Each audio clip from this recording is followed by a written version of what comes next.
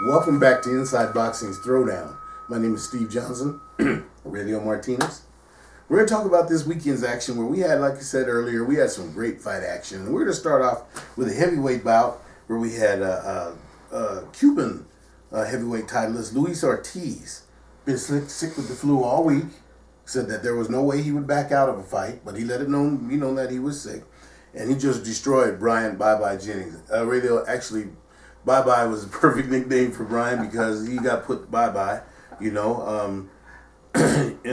He was a seventh round knockout. And as far as I'm concerned, Ortiz has established himself securely established as a legitimate threat in the heavyweight division.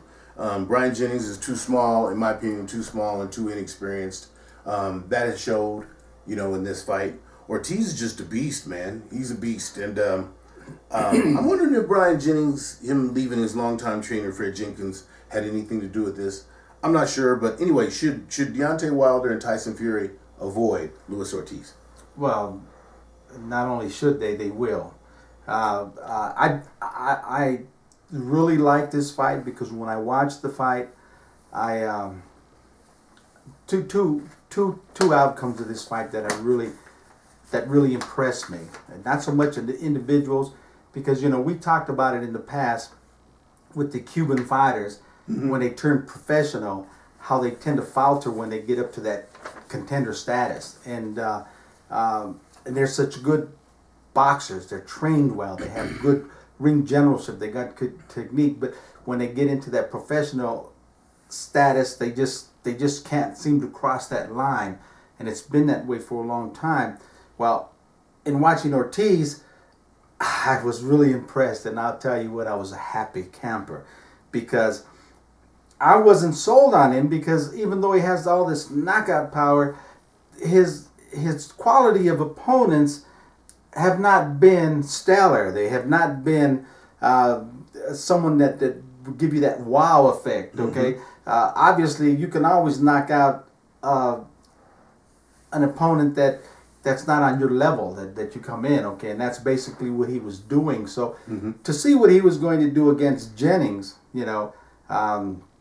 was impressive, that he actually displayed that he does have the power and that he does have the will and he does have the aggression and overall I think he's going to make a good heavyweight. I just do, just by this one fight, because he didn't show that reverse, that mode, okay? Most of the time the Cubans, when they can't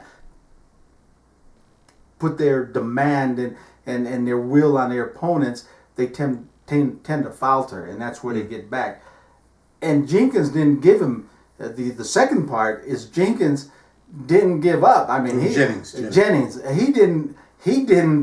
He didn't let down. I mean, this man's heart of a warrior came down, and obviously being knocked down and being hurt, and he came back and he blasted him. This man wanted to win. Yeah. So that really put them two factors together, and I really think that. Let me just say, it's good to see that we're talking about heavyweights again. That's my bottom line. Is you're right. It's good to see we're a heavyweight. Let's talk about a fight Saturday night. Also, Turning Stone Resort Casino there, and I just have to say this: the fight between Nicholas Axeman Walters and Jason Sosa, it was so one-sided that the Axeman won this fight. When they declared this fight a draw, first of all, I think everyone was shocked. This is one of those situations where, and then to compound things, as you said, you heard the interview afterwards, Sosa says, I thought I won the fight. You know what, man? It's hard. Well, Sosa said what he's supposed to say. Well, wait a minute. Okay. But it's hard. Even my fighters, you don't ever, because you can say some stupid shit. That was stupid on the shit. spur on the moment. That was stupid no, shit. But you never say I lost, because then you start looking like Timothy Bradley. Well, I got to go look at the replay, and then come back and say I won. Just be humble and say, hey, I won the fight. I went in there, I fought, I won the fight. Okay, well that's gonna be your side. I know. I see now you're a Jason Sosa fan because wait a minute. No, you just said I say I won the fight. He won the fight. You lost the fight, dude. Everybody knows it, and you know it too, regardless of what you said. But for boxing fans, people like us and people like you out there that watch this fight, this was one of those, when they said the announced draw, we were all numb. Literally numb. Because, it's like, it does a service to the guy that we clearly saw win. That does a disservice to that guy.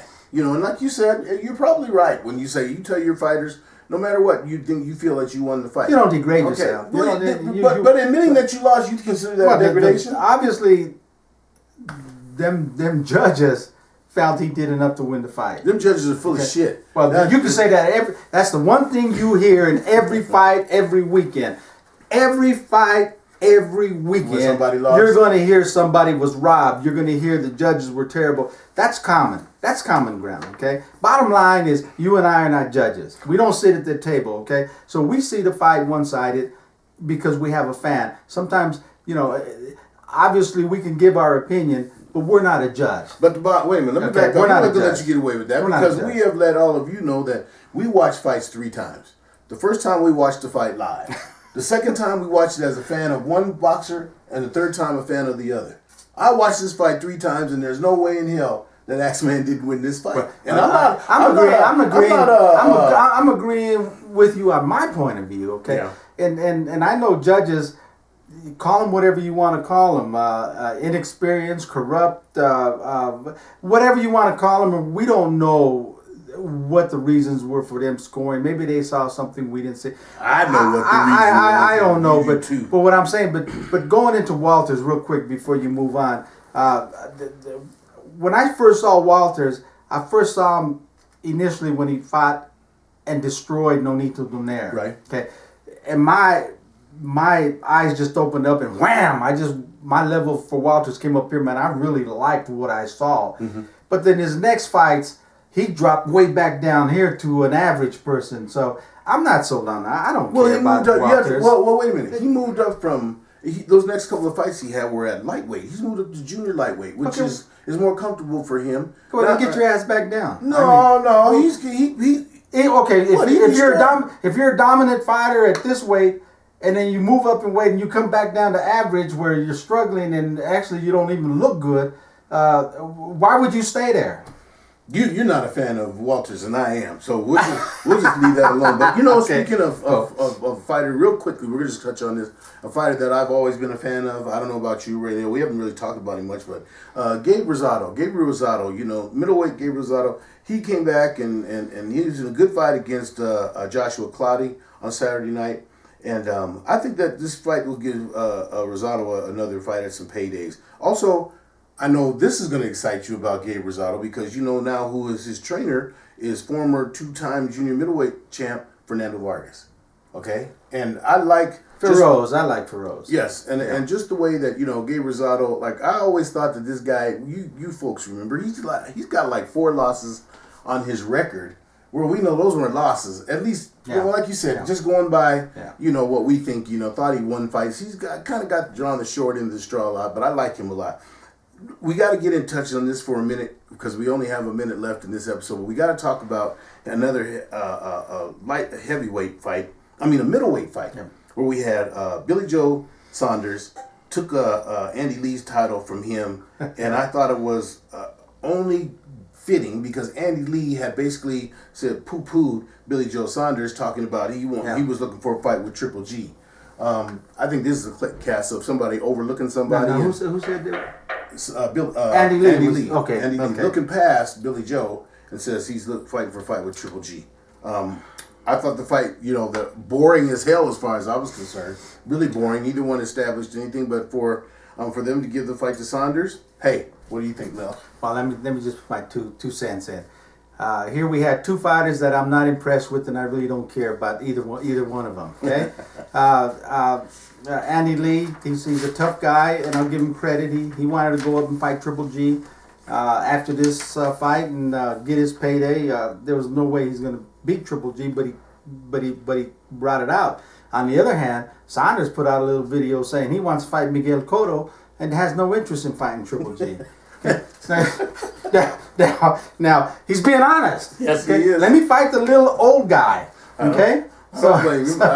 Well, I don't. But anyway, I can't blame anyone. usually when I don't think much of either fighter. Okay. Well, since you mentioned Nonito Donaire, let's end this episode on this. Nonito Donaire earlier this week. You remember he fought Cesar Juarez over in San Juan, Puerto Rico. Yep. Really, really good fight. And when you hear me say really good fight, Nonito Donaire showed some balls because I thought he was running out of steam and wasn't going to finish. Kudos to Cesar Juarez for coming to get it and doing what he had to do. But this is a fight, as far as I'm concerned, that is in contention for fight of the year. It was just a really great action, all-around action fight. And Nonito's going to give you that exciting fight because he comes to fight and all that, and he gives it his all. So you know whenever he fights, you're going to have an exciting fight. I'm on the edge now where Nonito needs to actually start to think about his future outside of boxing. I think I'd have to agree. He's right about there, but I think he's going to have to have somebody. I think he's in a position where if somebody destroys him, I think he will take that and run with it. Okay. Yeah. So we'll see what happens. Make your money, plan your future, but you're at that point now where you're climbing, and you're starting to come down over the other side. Start to plan for your future after boxing. Well, okay, we're going to end this episode with just letting you know in our final episode when we come back, we've always had the third episode has been dedicated to amateurs. We have some conversation between the two of us that's going to revolve around Marlon Esparza, some comments that she's made, and we can't understand why this is even a conversation. Trials, we can't understand why it's a conversation. But, as usual, when we end every episode, what do we do with radio? Keep them hands up. Keep them up, baby. All right.